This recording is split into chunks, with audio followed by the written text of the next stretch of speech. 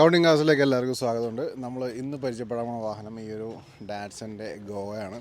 അപ്പോൾ ഗോ വാഹനങ്ങൾ നിങ്ങൾക്കറിയാം, നമുക്കൊരു ബഡ്ജറ്റ് ലെവലിൽ നമുക്ക് സ്വന്തമാക്കാൻ പറ്റാവുന്ന കുറച്ച് സ്പേഷ്യസ് ആയിട്ട് നമുക്ക് യാത്ര ചെയ്യാൻ പറ്റാവുന്ന ഒരു വണ്ടിയാണ് ഈ ഒരു ഡാറ്റ്സൻ്റെ ഗോ സീരീസിൽ വന്നേക്കുന്ന വാഹനങ്ങൾ.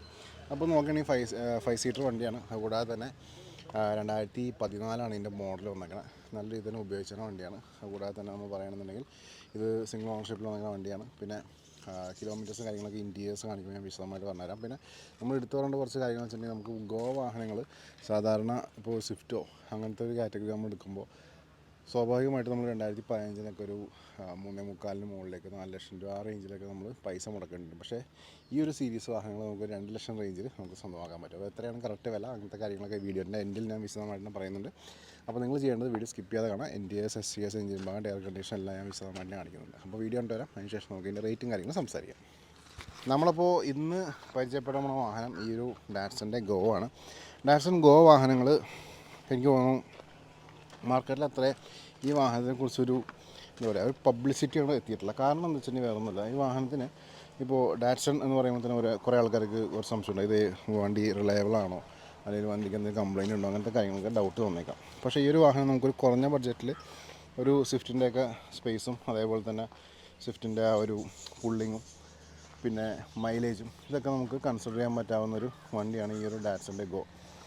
അപ്പോൾ നോക്കുകയാണെന്നുണ്ടെങ്കിൽ നമുക്കൊരു 2 ലക്ഷം ആ ഒരു റേഞ്ചിൽ നമുക്ക് ഈ വാഹനം സ്വന്തമാക്കാം. ഇതിന് എക്സാക്ട് പ്രൈസ് എത്രയാണെന്ന് ഞാൻ വീഡിയോൻ്റെ എൻഡിൽ ഞാൻ പറഞ്ഞേക്കാം. ഫസ്റ്റ് നമുക്ക് ജസ്റ്റ് വാഹനം ഒന്ന് ലുക്ക് അറൗണ്ട് വീഡിയോ ചെയ്തേക്കാം. അപ്പോൾ ഉണ്ടോ, വണ്ടി നല്ല വൃത്തി തന്നെ കിടക്കുന്ന വണ്ടിയാണ്. ചെറിയ സ്ക്രാച്ചൊക്കെ ഉണ്ട്, എവിടെയൊക്കെയാണ് ഞാൻ പറഞ്ഞേക്കാം. അപ്പോൾ ഇതാണ് വാഹനത്തിൻ്റെ ടോപ്പ് വ്യൂ വരുന്നത്. ഇത് നമുക്ക് ഈ വാഹനത്തിൻ്റെ വീലാർച്ചും എയർ കണ്ടീഷനിലേക്ക് ഒന്ന് പോയേക്കാം.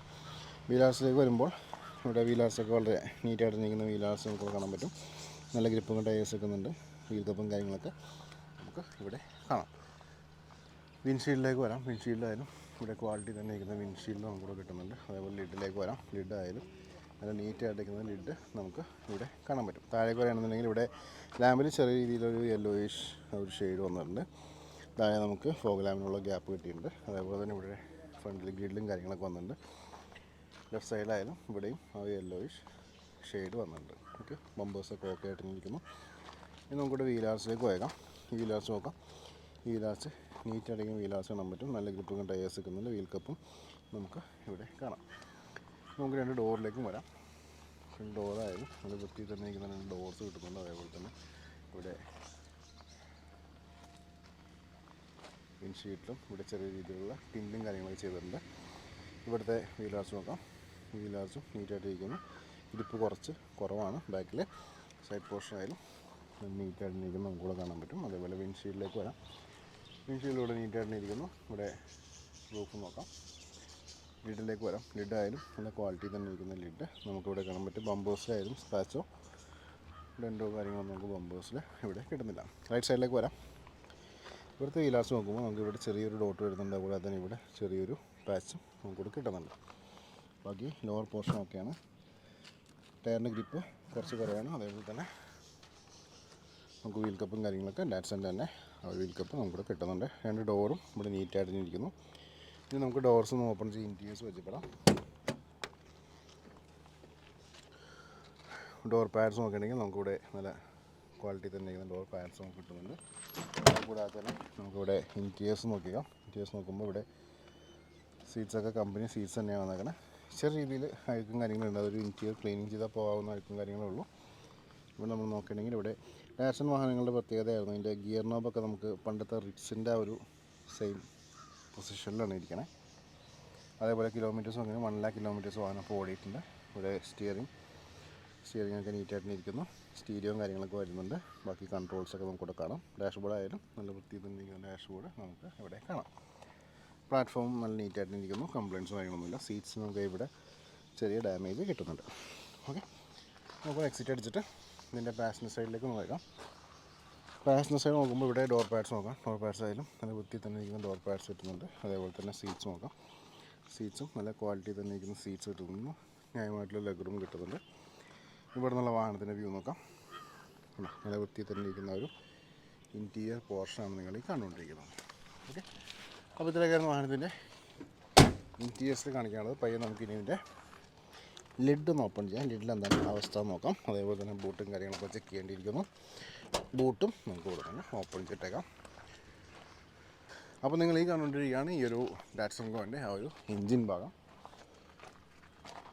പെട്രോൾ എഞ്ചിനാണ്, പൊടി അരിക്കുന്നുണ്ട്. പക്ഷേ നമ്മൾ മെയിനായിട്ട് നോക്കണം ലീക്കേജ് ഒക്കെ ഉണ്ടെങ്കിൽ നോക്കാം.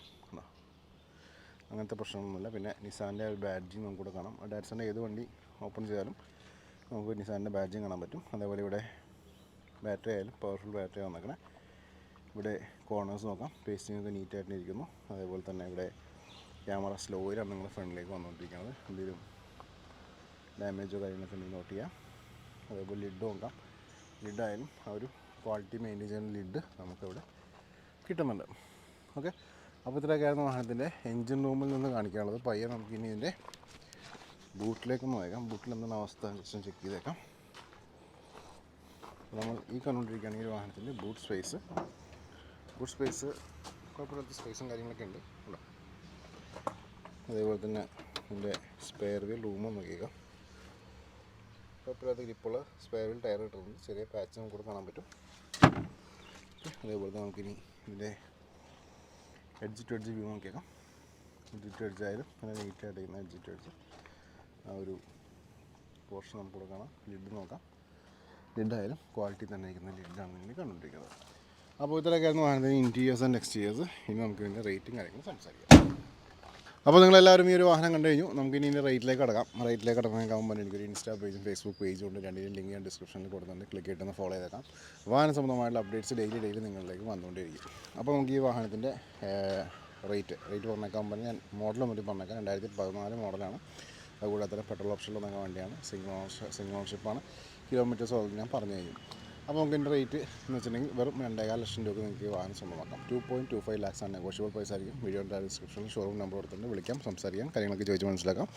പിന്നെ എന്തെങ്കിലും ഡൗട്ടോ കാര്യങ്ങളുണ്ടെങ്കിൽ എൻ്റെ വാട്സാപ്പ് നമ്പർ ഞാൻ ഡിസ്ക്രിപ്ഷനിൽ കൊടുത്തിട്ടുണ്ട്. നിങ്ങൾക്ക് വോയിസ് അയക്കാം, ടെക്സ്റ്റ് അയക്കാം. കോൾ ചെയ്യാൻ ചിലപ്പോൾ എടുക്കാൻ പറ്റിയെന്ന് വരില്ല. അതിൻ്റെ പേരിൽ വോയിസോ ടെക്സ്റ്റോ അയച്ചേക്കാം, റിപ്ലൈ വരുന്നതാണ്. അപ്പോൾ ഇത്രയൊക്കെയായിരുന്നു വിശേഷങ്ങൾ. ഒട്ടനവധി വാഹനങ്ങളുടെ വീഡിയോസ് വരുന്നുണ്ട്. ചാനൽ ഫോളോ ചെയ്തേക്കാം, സബ്സ്ക്രൈബ് ചെയ്തേക്കാം. അടുത്ത വീഡിയോയിൽ കാണാം. Thanks for watching.